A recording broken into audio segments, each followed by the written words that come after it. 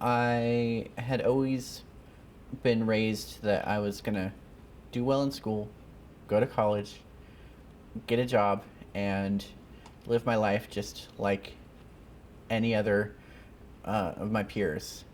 When I was maybe 11, 12 years old, I saw for the first time that many people with disabilities didn't have jobs. And that frightened me as a child, thinking that I could work so hard, do well in school, and then still have problems finding a job. There is a sleeping giant in American politics, 56 million people strong. Until now, they've been largely silent, but in 2016, one group of advocates is working to wake this giant to change the presidential race. Disability is an issue that is really still in the shadows. There's so much stigma around disability that people don't really talk about it publicly. Keep in mind that most people with disabilities, you can't see their disability because it might be a chronic pain disability, it might be a mental health disability. So most disabilities are not visible to the naked eye. We are the largest minority in America, and yet you can say that a lot of our agenda has not been met where other minorities and other interest groups have been able to reach some great attainable goals. It's never really been an election issue before. It's kind of the forgotten demographic. People talk about African Americans, Latinos, LGBT, etc., but not people with disabilities. And our goal is to get the presidential candidates to include people with disabilities in their list of people that they are conducting outreach to. 20% of Americans have disabilities.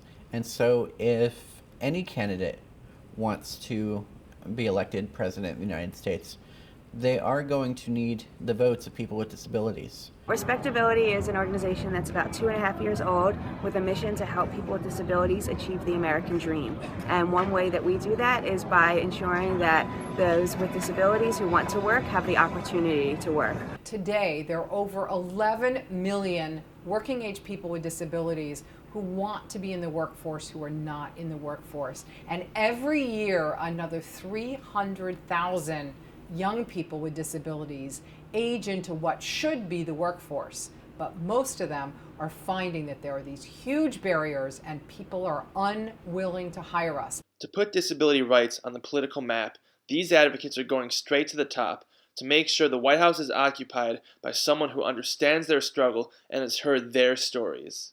Someone has to stand up for people with disabilities, and as I've said, it cannot just be parents and relatives and siblings who are doing the work, because it reinforces the notion that people with disabilities cannot stand on their own.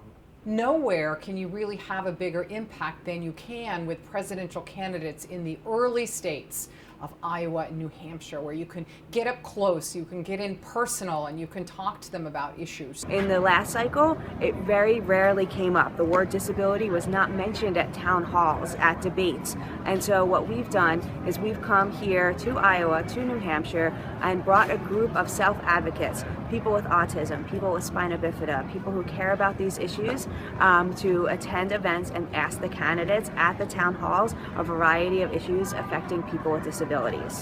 When it comes to people with disabilities, I give you my commitment. I will do everything I can as president to expand their independence, to expand their ability to work meaningfully, to empower them to have access and the ability to work and provide for themselves. The ultimate goal is to have all presidential candidates to get on board with creating a genuine, concrete, substantive plan for people with disabilities. That is the only way that those issues are going to be adequately addressed, if we can get politicians to actually talk about the issues. You know, I meet folks who come to my events, they stand up and they talk to me that they're an adult with autism, or they're in a wheelchair, and they want to work, they want to contribute. What are we going to do? We want to be able to say at the end of the day that people with disabilities made the difference between a candidate winning and a candidate losing. Presidential candidates need to work for all of us. They need to represent all of us. And so I call on my fellow citizens who have disabilities to get involved, because it's easier than you think to make a difference. An America who has reached where it needs to be on disability rights is an America where it doesn't matter what disability you had or what abilities you have, that you have equal opportunity to get a job, go to school, marry the person that you want. We just need to fight on until we reach that goal of parity in the United States. Together, we have to defend all of our rights, civil rights and voting rights, workers' rights and women's rights, LGBT rights, and rights for people with disabilities.